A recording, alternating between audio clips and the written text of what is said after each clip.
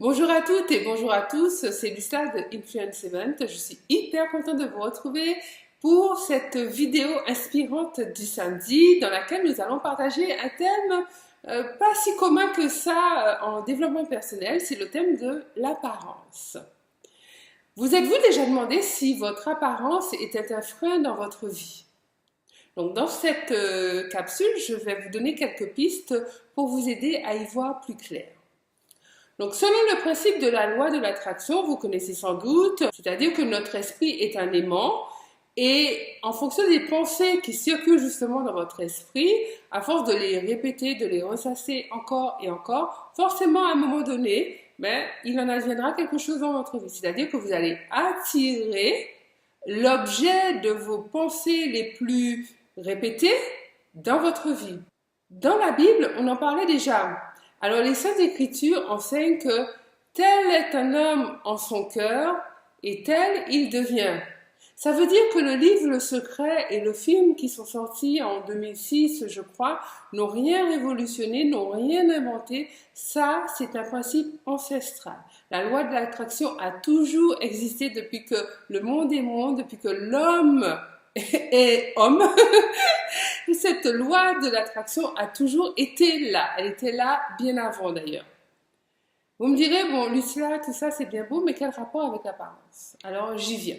Seulement, avant d'entrer dans le vif du sujet, je tiens quand même à vous préciser que je ne veux pas du tout parler dans cette vidéo de critères de beauté. Moi, ça ne m'intéresse pas. En plus, je ne crois pas du tout aux critères de beauté. Je sais qu'il y a des critères de beauté plutôt universels qui sont véhiculés par les médias et qui ont tendance à nous dire que telle personne y répond et telle autre personne n'y répond pas du tout. Mais c'est pas du tout l'objet de cette vidéo.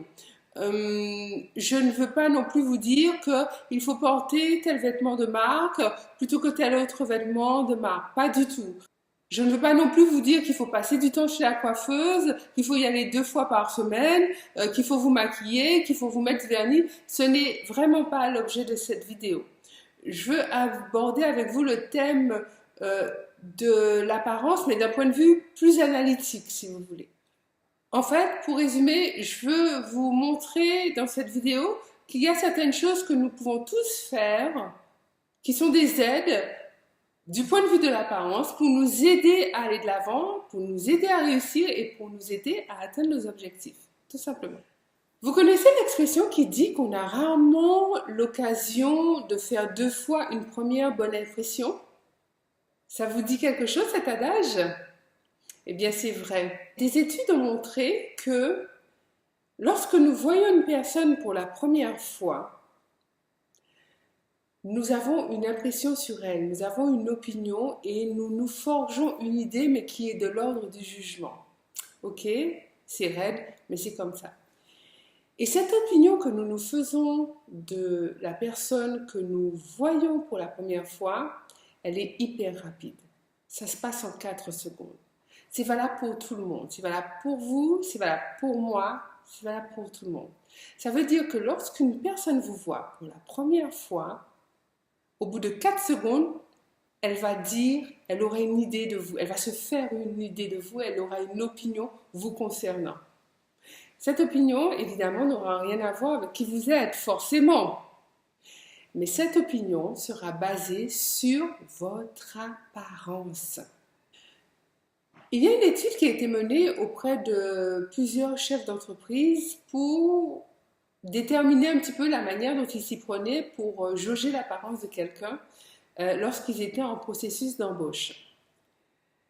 Donc en fait, les réponses synthétisées de tous ces chefs d'entreprise ont montré qu'au bout de 30 secondes, CV en main, ils savaient s'ils allaient embaucher la personne en face d'eux ou pas. Alors évidemment, donc cette personne avait été sélectionnée grâce à son CV, mais au moment où elle arrive, au moment où elle se présente, donc son apparence, au moment où elle commence à parler, mais pas que les mots qu'elle utilise, il y a la gestuelle, il y a la posture, etc. Au bout d'une demi-minute, je ne sais pas si vous vous rendez compte, ils savaient tout de suite s'ils allaient l'embaucher ou pas. C'est extrêmement rapide. Nous sommes dans un monde qui va vite. Ça veut dire qu'on on a un esprit qui fonctionne très très rapidement et les gens qui croisent notre route de manière durable ou pas, c'est pas grave. Forcément, on va poser une opinion sur ces personnes. D'où l'apparence, d'où l'importance de l'apparence. Alors, ce sont des petits changements, de petites opérations très très simples à mettre en place et qui peuvent nous aider à aller de l'avant, à atteindre nos objectifs, à mettre les chances de notre côté pour faire justement ce qu'on appelle une bonne impression et à avoir des réponses, des accords, des partenariats positifs.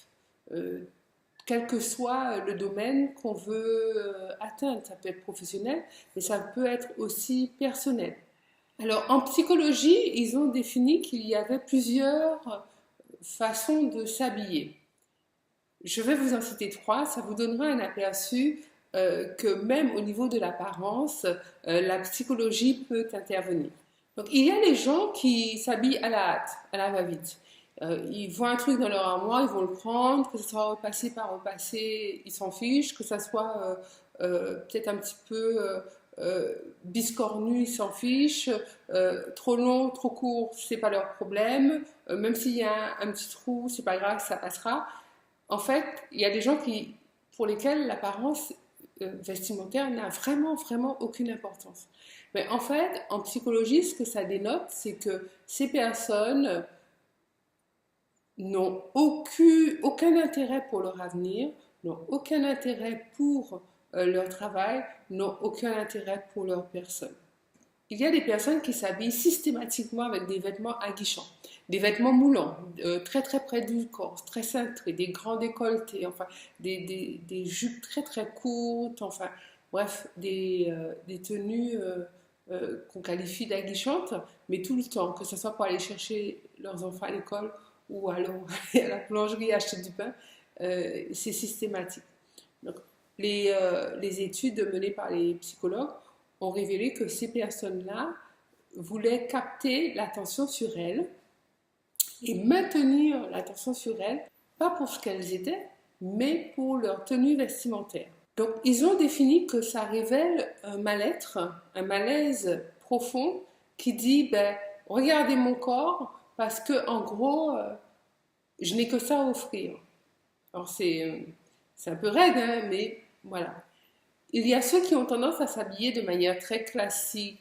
En psychologie, ils ont dénoté que c'était des gens qui voulaient vraiment se fondre dans la masse, qui voulaient absolument pas qu'on les remarque et qui ne cherchaient absolument pas à se distinguer, au contraire, qui avaient plutôt tendance à chercher à se cacher, en fait.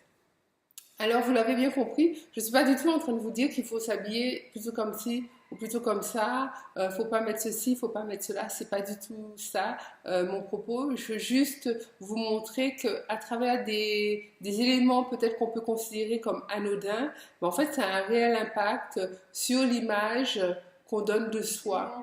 Et selon le milieu dans lequel on se retrouve, il y aura un impact en fait.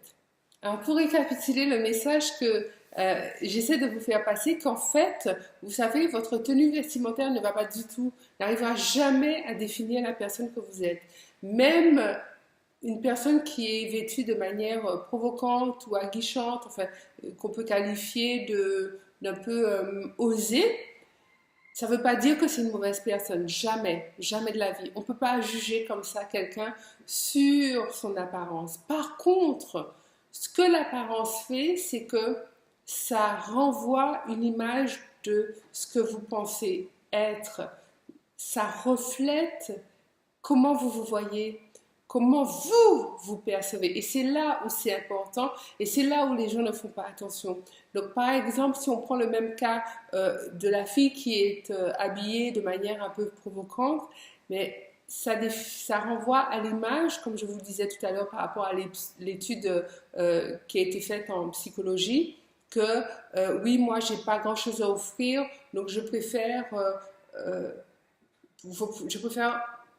mettre en valeur mon corps parce que je sais que c'est tout ce que j'ai. Mais les autres vont le percevoir, mais parce que elle se considère comme ça, sa valeur la définit non pas dans ce qu'elle peut porter, dans son niveau de connaissance, dans son expertise ou quoi que ce soit, elle le définit simplement au niveau de son corps. Donc les autres vont le percevoir comme ça aussi. Voilà.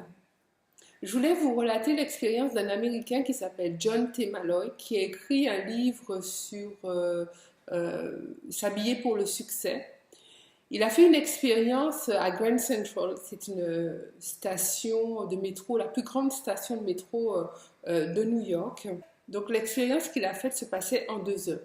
Il était habillé d'un costume la première heure et il disait aux gens, donc aux inconnus, de parfaits étrangers qu'il croisait comme ça à Grand Central parce que c'est très très grand, donc il y a beaucoup de passages. Donc il arrêtait les gens et il disait vraiment avec un air embarrassé qu'il avait oublié son portefeuille chez lui et qu'il avait que 75 cents sur lui et qu'il lui fallait 75 cents de plus pour pouvoir prendre le métro et rentrer. Et l'expérience, donc, où il était habillé avec son costume, donc une chemise et un costume, donc au bout d'1 heure, il avait récolté 7,23 $.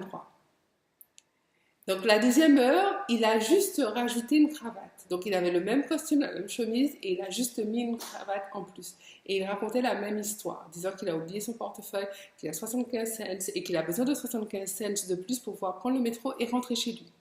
Et au terme de la deuxième heure, là où il a rajouté la cravate, il a récolté 26 $. Alors, je pense que cette histoire, cette expérience de John T. Malloy n'a pas besoin de grandes explications.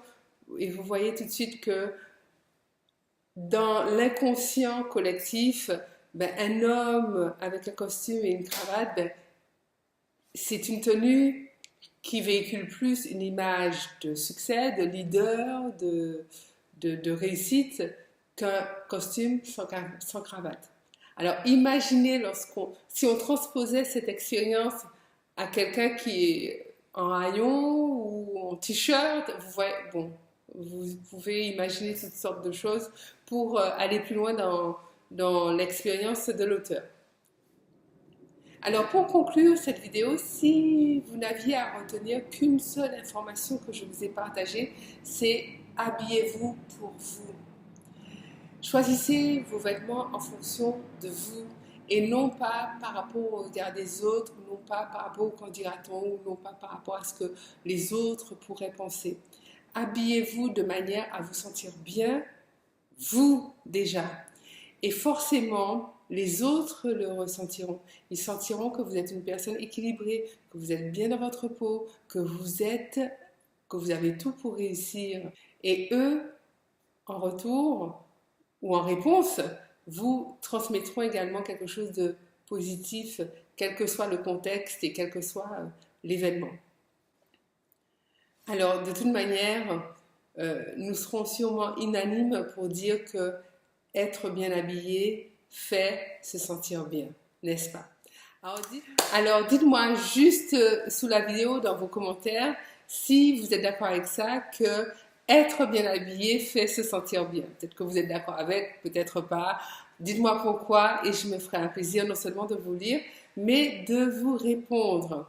C'est tout pour aujourd'hui. Je vous souhaite beaucoup de succès. Je vous souhaite le meilleur. N'oubliez pas que nous continuons tous et toutes à faire de notre monde un monde meilleur. C'était Lucla de Influence Event. À samedi prochain pour une autre vidéo inspirante. Partagez la vidéo, likez-la, laissez vos commentaires, abonnez-vous à la chaîne YouTube et je vous embrasse. À bientôt. Bye bye.